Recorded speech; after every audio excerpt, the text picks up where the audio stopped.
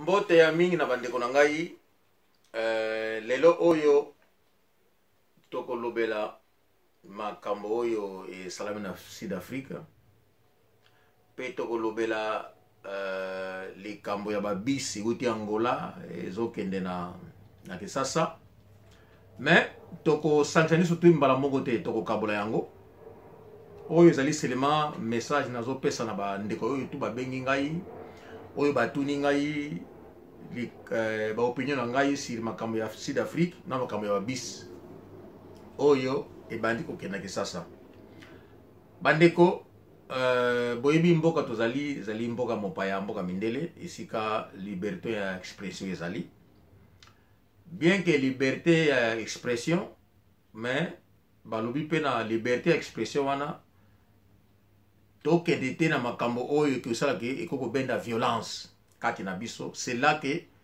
liberté ya expression ebebaka monaka l'état akotaka alors bandeko nalingi bolanda makanisi na ngai parce que ona koloba ezali opinion na nga na moi connaissance na zana yango na expérience yango na kolobela et puis oyo etali babis na Angola tokosala yango programme mosusu bandeko ngai tangu na koti tangu na Congo naibaki mingi te sur l'Angola mingi oyo naibaki ezalaki ba histoire oyo ba grand parents bazali ko raconter là vraiment nazaki na connaissance wana ya ba kombo ndenge baya ba démarche na bango nini salema ba mboka na bango ba kenge kibokolo ba tsotso ba mavoyo makela duzombo donc ba masolo na bango à l'époque quoi na ba ndeko na oyo ba ya Congo te bandeko ba grand parents na ba ya Congo te na ba famille musu na yebaki mingi ya ona yebaki sur l'Angola na ba oyo totangaki na classe ba géographie ba histoire ya Angola ba pays africain mais bandeko tant na komi na Angola naki na oncle nanga azalaki officier supérieur na armée angolaise alors oncle nanga wana mokomsolo bilangai abilangai neve você congolês você não é angolano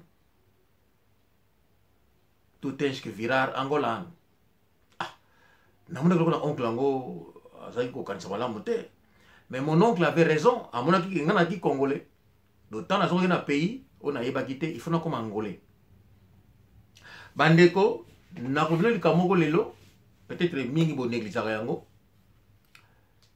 nasepelaka na Angola nasepelaka na MPLA nasepelaka na UNITA mpona nini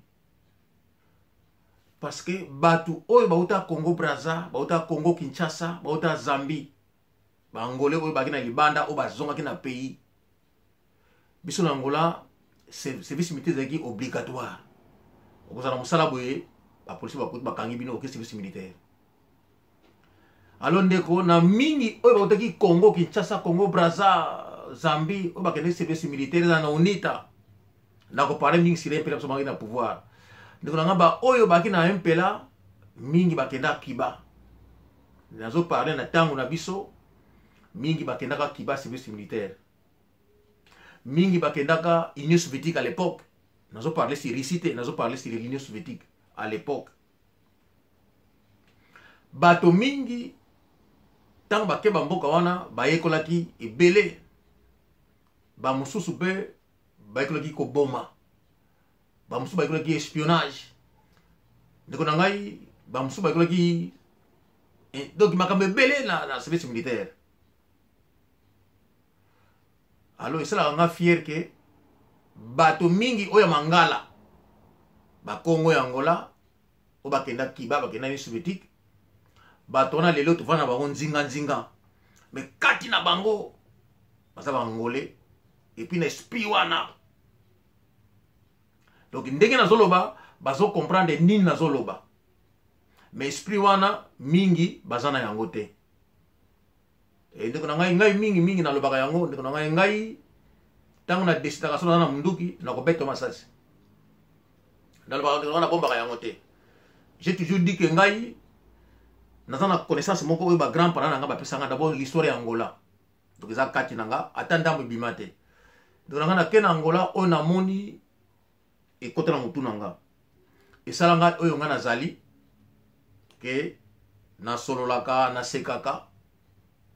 Mais soki to longoli bolingo oya bomoto na biso to kena makambo ya mabe solo na munduki ko bima na ko beto masasi. Ata opesa nga bomengo ata osala ka soki likambo nini na ko boma yo. Donc likambo oyo na lobaka ngo parce que utana motema nanga. Donc côté wana kuna na longo ka moto na zonga ka oyo Angola aye kusinga. E nazanga mogote na ibike ba Angolais tout ya ki Congo oyo ba kena service militaire baza bongo. Bien que basala ka semblant mais baza bongo. Mikolo oyo na zwi ndeko moko ya mwasi azobenga nga mingi. Ndeko mwasi wana vraiment na dosepla na mingi avant na France. Neko mona keno yepe asana esprit wana oyo ya ko défendre Angola. Que soki likambo moko esali ye passe etungisi sur l'Angola, sur peuple Angola, sur peuple angolais puis tel la Angola a destabiliser moko soki masezela ko beta. Alors esprit wana na mona ka mingi te na basi na biso ya Angola. Peut-être na ba oyo baza ba Congo te, esprit yango ezali, mais na basi na biso ba Congo baza un peu fragile côté wana ba décider que non pour défendre le pays. Mais femme oyo baza na France vraiment pas ezali na pesi le sako. Albara mingi portugais, je pense qu'il y a quoi appelle Ingala Mazan au Congo. Vraiment c'est une femme qui décide. Donc oyo que non ceux qui ont malamu te alobaka penza que non ceux qui masasi mandu kezali et betami. Vraiment coup de chapeau pas azali. To lingi basi ya bongo. Bandeko na problème li kamoko sur Sud-Afrique. Bandeko nous devons comprendre lelo tout ça va commentaire sur Sud-Afrique. Tous ont parlé que non ba Sud-Africain wana bazo ça les ali xénophobie bazo boma batu bazo boma peuple africain ndeko nangai à partir des alaki na Sud-Afrique les peuples sud-africains bazali ko kufa na maboko ya mindele bazalaki ko boma bango lokolo ba niama ndeko nangai peuple sud-africain a telemaki po asenga salaire marche basalaki na Soweto bomona ki ndenge babetaki bango masasi mokili eloba te ndeko bomona yango tango bazobeta bango masasi na ba blanc sud-africain ba africain boni bakina ba groupe wana ba pays africain boni oyo bati na bato na bango to ba troupe na bango ekende kuna esanga na ba noir kuna bazo kufana kuna na apartheid comme ça va bundana mindele bazate de kana ngai to banda ko réfléchir pays moko te ezala ko tina ba troupe na ye ekende ko kufana ba sud africain bazala ko kufa bango moko bako ma pas déclarer boye mona ba pesi ordre na ba policier sud africain mindele bako bomba bango d'ailleurs bazako utiliser ba noir pour ko bomba bango to ça qui na ba président africain président Nyerere président Kaunda Mobutu bazako loba mais bato ba pesi tangu mingi etalaki kolia bakomebele président Castro Angola kutoza ko supporter ba sud africain Angola na swapo kotina na ba mbongo bloko lia mais bazali kotina ba troupe te bande ko ngai nous devons comprendre pas si sud-africain amona kina maboko mndele ba ko bossa na yango jamais jamais bande ko posa ya sud-africain noir to yebi yango te Mandela abimaki na prison asali kaka 5 ans. Tant Mandela abimi azalaki loboko moko. Mandela azalaki na armée te, azalaki na bibundelité oyo elekaki. Parce que nyoso tout ezalaki na maboko mundele. Na yebisi bino oyo ezalaki na maboko ya mundele soki yango ezalaka na maboko ba noir sud africain et babimisa Mandela apesa bango pouvoir, je vous assure que ba noir wana balingi bavenger directement basisa bamindele wana likambo bosana yango te. Mais les Sud-Africains souffrent jusqu'aujourd'hui. Pas si bamonaki mo frère na mabele na bango. Mais bandeko toza na poto. Toza na poto to mona oyo mundele azali, mundele alikanga mutu mwindu te. Oyo amoni ke oka na lobi eza lokuta, atombola loboko na ye to aloba ke non ozokosa. Ndeko na ngai boni tokende na Afrique, tout ça rappelle l'Africain dit que non mundele alingaka biso te. To le bayango te to bomba bango secret non? Nous faisons semblant, c'est comme le roi n'a pas tout dans le paradis.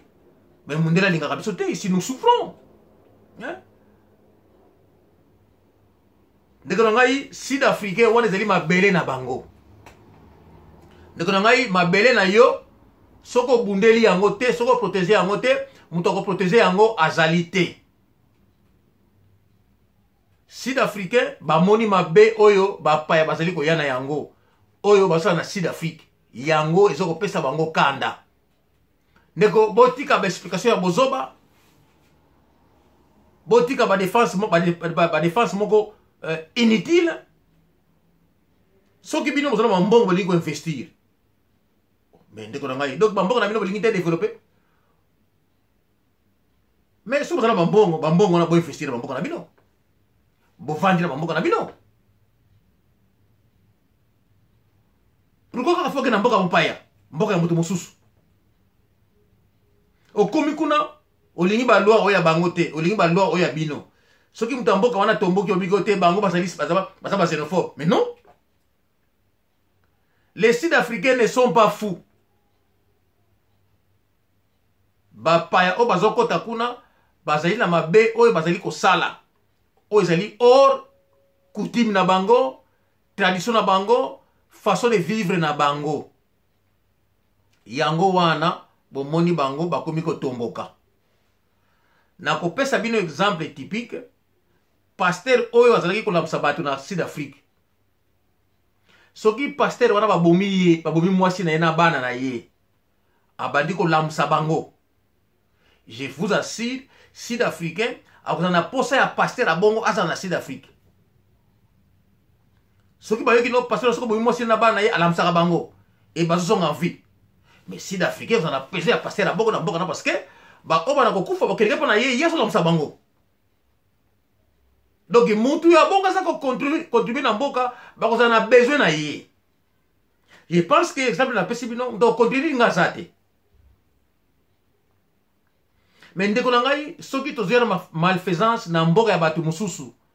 Soi-disant ni parce que bango bazaki na apartheid. Il faut biso pete ya kovanda awa. Oh.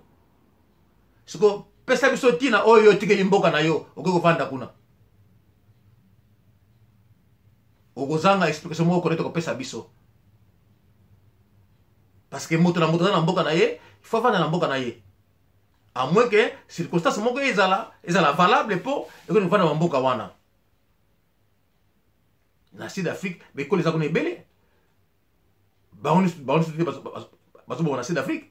Ba mususu bazo bango te. Et puis ba vidéo autozomona. Ba ko ba vidéo ba ko ça na Inde, ba tia na komba Sud-Afrique. Tomoni ba bomi kuna na ba tumba kuna na suki na Congo, kuna na likolo na suki na bweni suki wapi kuna ba zi ba tuana ba tia na Sud-Afrique. Mais non. Tout ça quand même pas conscient. Sud-Africain azana droit na ye ya ko bengana bato oyo bango balingi te. Pona zoloba ezali opinion nanga. Na kolinga te ke no mutu afinga ngai te.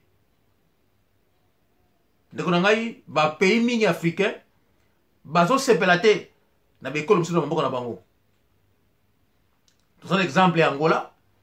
Tout ça ko sepela te ba étranger mingi na mboka na biso. Tout sepela yango te.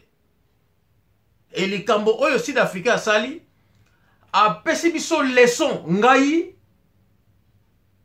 na apprendre eloko moko na sud africain ke okoki kobenga na monguna na mboka na yo esenka kati oza na munduki ata machete okoki koboma mopaya na mboka na yo ba sud africain basali yango ba oyo ba mboka na bango ezali okipe na bato mosusu mais vous pouvez apprendre na makambo oyo sud africain azosala au lieu tovanda ba réseaux sociaux tolobaka yekola oyo yebaki te hein?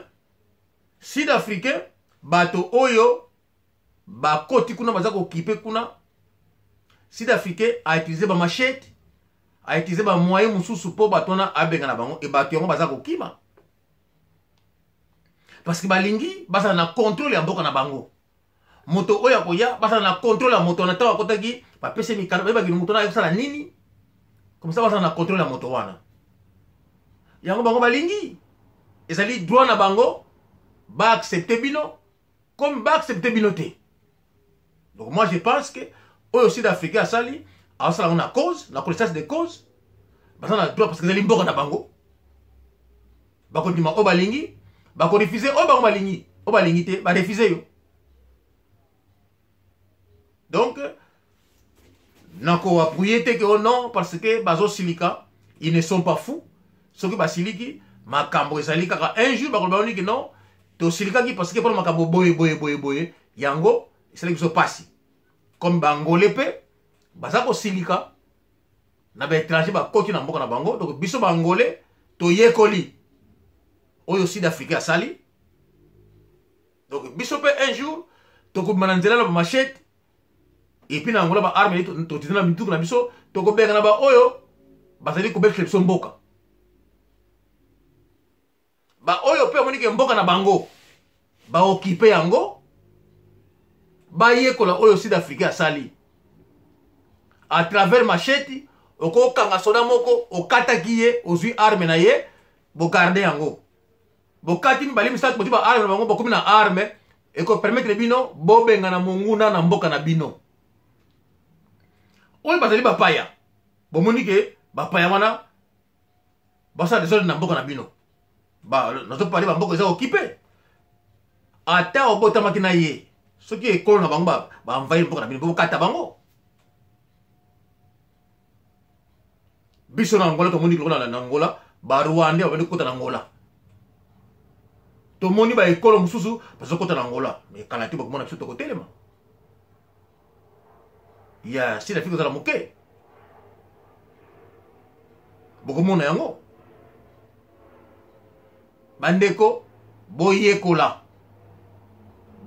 koyeba valeur ya mabele na valeur ya peuple na ekolo na bino soki valeur na bino boyebi yango te ya mabele na bino boyebi yango te bamboka baninga bokende te bozala na bamboka na bino bato babote bino mboka banyokola bino na mabele na bino moko boyaka te na bamboka bato mosusu boyaka kotira bango desordre ale soki batomboki bokosaka liboma ntango ya apartheid pays moko te tindaki batroupe na ye bakende kokufa kuna basud africain bakendeki te ezeki na mosika toza koloba kopesa mwa bapui lelo sud africain alingi ase organise bakondima oyo bango balingi ça c'est mon opinion na boyi na ngai baopinion ya bato oyo bafingaka oyo balobaka mabe na makambo na moni na sud afrique ngai na yekoli ndenge nde kobenga na monguna na mboka yango ngai na yekoli. J'espère que ba pays voisin pe ba o balandi ba yekoli ndenge ba benga na monguna na ba mboka na mboka na mboka zeli occupé ba yekola soki bo yekoli te ba commentaire bo tiate boza na mboka na bino kuna ba nyokola ka bino ba mboka bapaya bo kende te lokola bolinga bino occupation lokola bolinga na bino ko nyokoma mais sud africain ils ont droit ya kosala o bango basali parce que mboka na bango mabele na bango to basa ko défendre intérêt ya peuple ne mabele na bango bande kuna suki wana. J'espère que opinion na ngai boko comprendre yango oyo ngana lobby mais ngai na yekoli na ba oyo ba sud africain basali et na yebi ke peuple angolais oyo mangala na ba oyo ba bimate oyo biso na yebi ke mingi bazaki na unita bakenda ba Israël bakenda ba Sud Afrique bakenda na Zambie bayekolaki misala oyo ba oyo bakenda MPLA bakendaka bakiba bakendaka Union Soviétique surtout bato biso mangala ba Congo makambo oyo toyekolaki yango boyebi ndenge soki tango ekoki ndeko na ngai Monguna bayoka bayemaka te bandimaka Monguna oyo aye atosi mibeko ya mboka na biso aza kovanda na mboka na biso ndenge biso tovandaka ndenge tolingelaka mais oyo ayaka kete na mboka na nga aleki nga réponse eza facile babetake masasi et puis okundi ye loko aza ya bino te on oublie parce que aza nde moto na bino te ba oyo bakosepela te na oyo na lobi conscience na bino ekoloba ntango bakovanda keno moto oyo alobi ya solo surtout ba oyo babotola bango mboka Monguna aza kosaka na bango na kati ya mboka na bango aza koboma tata na mama na ye azotala mais yo na machete na maboko na yo babomilo tata na mama na ndeko na yo oza na machete yo zobanga liwa oza zoba soki esui yo etali yo to etali bino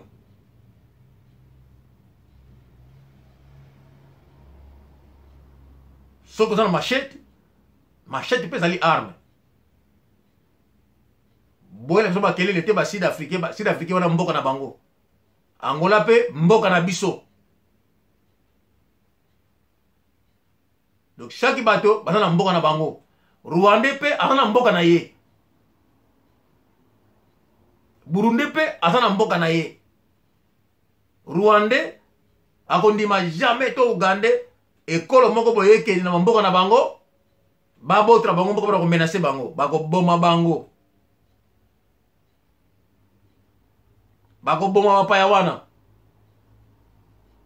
donc yango Sud Afrique azosala yango pitu pe bangole tokosala bapaye mosusu mpe basala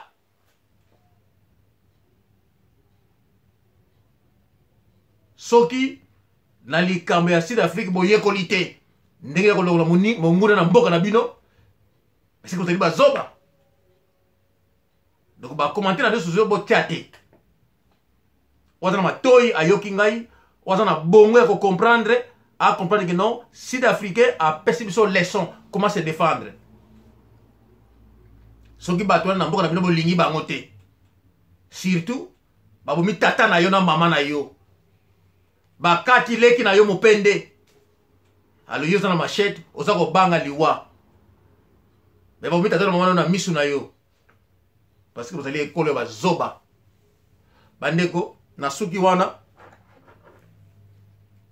yango nazali nango mpona bakisa na boyi na nga commentaire ya bato oyo akofinga nga